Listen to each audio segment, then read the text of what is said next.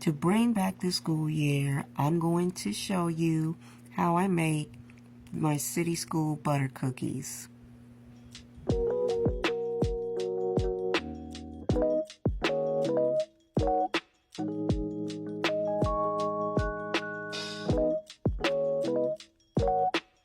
Before we begin, I just want to let you all know that I got a little territorial about sharing this recipe, and I got a little nervous about starting this video. But anyways, let's get started. First ingredient that you're going to need is a half cup of butter shortening, a half cup of granulated sugar, a fourth teaspoon of Watkins vanilla or any kind of vanilla flavoring, 1/2 cup of self-rising flour, and 3/4 of all-purpose flour. Now get you a medium-sized bowl so that you can mix both your flours. And the reason why I'm using 2 different flours is because the self-rising flour has the amount of salt in it, and that salt will give me that butter flavor of the butter cookie, which is also, if I use all self-rising flour, which makes the butter cookie salty, which is a big no-no. Okay, now that it's mixed, you can set that aside and get yourself another bowl so that you can start mixing your wet ingredient. Grab your room temperature butter shortening and then you mix it up. Either you use an electric mixer, or if you're old school like me, you just go ahead and mix it with a spatula.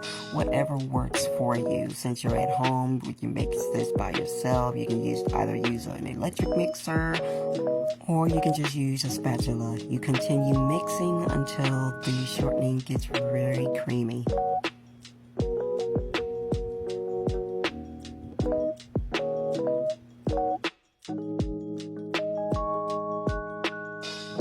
Alright, now that the shortening is all creamed, you can start adding your sugar.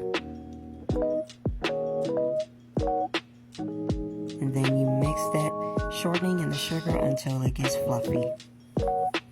While I was mixing, I had to reminisce the many times I try to make butter cookies that you get from elementary school when you get packs of 3 butter cookies that are only $1, and you get them after school or eat them at lunch.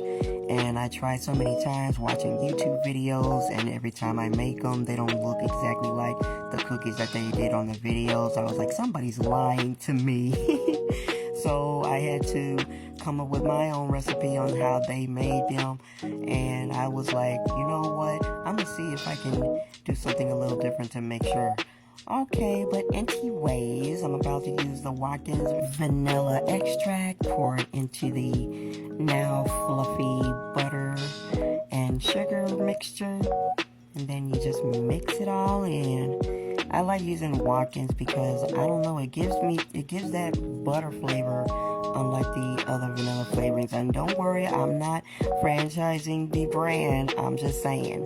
Now that this mixed, now it's time to add in the flour mixture just as soon as I get it. I was just making sure that the oven is on, it's preheating while I am still mixing, and once I get the cookie started. Alright, I got the bowl, and now you just add it in.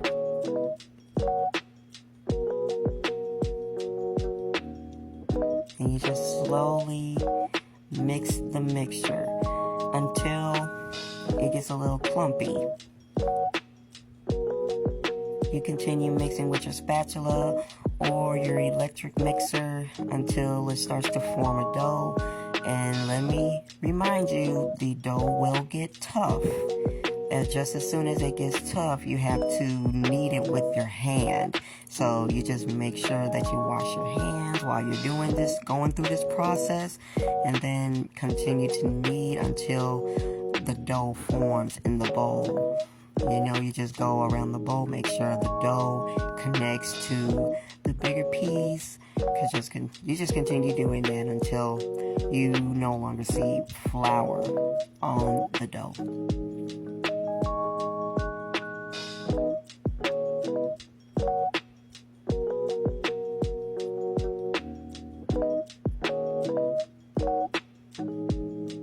There you go, and the dough is ready. Just pick this up so that you can see. That's how it looks. Alright, now that you need to get a cookie sheet, a parchment paper, and a fork to make the print. Alright, and this portion of the dough, you can make like 6 big cookies, and you can only make like a dozen of mini cookies. And let me remind you to not make them as thick like I did. I like mine thick, but you just need to make sure that these cookies are like 1/8 thick, not too thick like you see on this video here. Alright, you just roll and press and just put them on the sheet, and then once they're pressed, you can press the fork horizontal and vertically to make the print.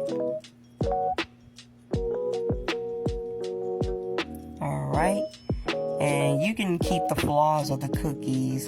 That's just, you can just keep the flaws, they don't have to be perfect. And now they are ready for the oven. Make sure you have your oven at 350 degrees. And these cookies will take their time to bake for 9 to 10 minutes until the bottoms are golden brown. Alright, ladies and gentlemen, now that the 10 minutes is up, you remove your cookie sheet and just let it cool for an hour. But if you want to eat them now, I highly suggest that you put them in the refrigerator and let them sit on the sheet for 30 minutes. And I'm going to show you exactly why you have to let these cookies cool completely before you eat them. When I made these cookies for the very first time, I completely messed one up. And I'm going to show you why here on this video. The reason why is I'm going to take my finger, just chip a little bit, and it comes right off. It really chips off, so that's why you need to let them cool completely and then they're ready to eat. Alright everyone, this concludes my City School Butter Cookie recipe video. They're not as good as Makita's cookies, but hey, I like making my cookies homemade. If you have tried out this recipe, let me know in the comments, tell me what you think, and don't be harsh. Make sure you like and subscribe to my YouTube channel, Tiara Pryor Sweet Shop.